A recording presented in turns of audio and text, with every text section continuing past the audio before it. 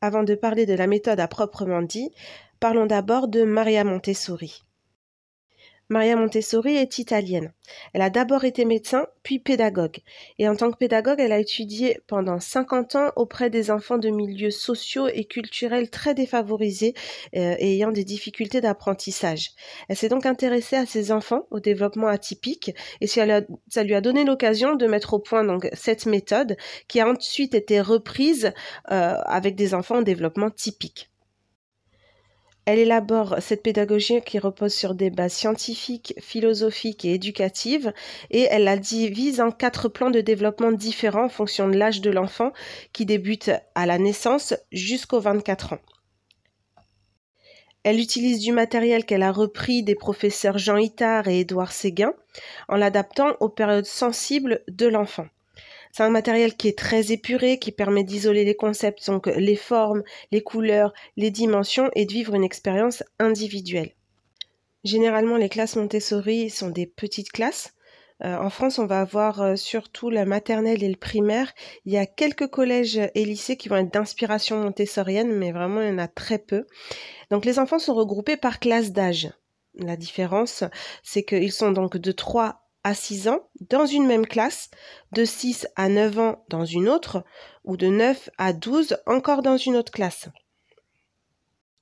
Ils sont regroupés ainsi parce que ça correspond, selon Maria Montessori, aux différentes périodes sensibles au cours desquelles l'enfant serait particulièrement réceptif à certains domaines. Par exemple, voici les périodes sensibles vers lesquelles l'enfant passe de sa naissance jusqu'à ses 6 ans. La période sensible du langage, la période sensible de la coordination des mouvements, la période sensible de l'ordre, celle du raffinement des sens, celle du comportement social et celle des petits objets. Et afin d'exploiter tout cela au mieux, il y a le fameux matériel Montessori. Lorsqu'on entre dans une classe Montessori, on peut y voir toutes sortes de matériel de différentes couleurs et ce, toujours bien ordonnés sur des étagères.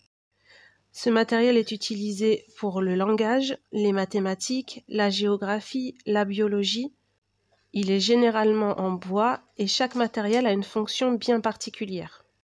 La raison pour laquelle il est disposé sur les étagères est pour le rendre accessible aux enfants de manière à ce qu'ils puissent avoir un apprentissage totalement autonome.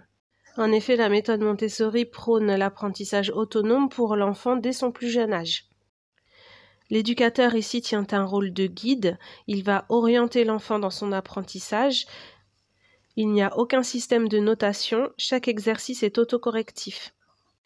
L'enfant est libre dans son apprentissage et son apprentissage est poussé au maximum. C'est pour ça que vous pourrez voir des petits bouts de chou de 3 ans en capacité de lecture et d'autres enfants qui connaîtront les capitales, les continents et les pays du monde. En effet, plusieurs travaux en neurosciences se sont intéressés à l'efficacité pédagogique des écoles Montessori et des recherches en sciences cognitives confortent les intuitions et observations de Maria Montessori concernant les enfants. En d'autres mots, on pense toujours que les petits ne connaissent rien, ne savent jamais rien, ne comprennent rien, alors que c'est tout le contraire, notre cerveau ne sera jamais aussi développé qu'un enfant entre 0 et 6 ans. Nous voyons de plus en plus cette méthode arriver dans nos écoles françaises. En effet, le ministre de l'Éducation nationale, Jean-Michel Blanquer, s'est dit en 2017 favorable à l'esprit Montessori. Cependant, cette méthode ne plaît forcément pas à tout le monde et elle est mise à controverse par bon nombre d'éducateurs. Selon Marie-Laure Viau, docteure en sciences de l'éducation et spécialiste des écoles alternatives, elle a dit que certains considèrent que les activités proposées dans les écoles Montessori ne couvrent que certains besoins des enfants, d'autres y reprochent d'être trop centrés sur le préapprentissage scolaire. Et d'autres considèrent que les enfants qui quittent le monde montessorien pour continuer leurs études ou pour affronter le monde sont désemparés et ont du mal à suivre le rythme d'un groupe.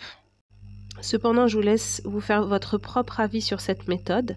Et si toutefois elle vous intéresse, ce que je peux vous conseiller, c'est de vous former. En effet, comme j'ai dit précédemment, vous allez pouvoir voir différents matériels Montessori sur toutes sortes de sites, des sites dits spécialisés Montessori ou d'autres sites comme Amazon ou AliExpress. Cependant, ce qu'il faut savoir, c'est que Montessori n'est pas une marque déposée, donc tout le monde et n'importe qui peut l'utiliser et se l'attribuer.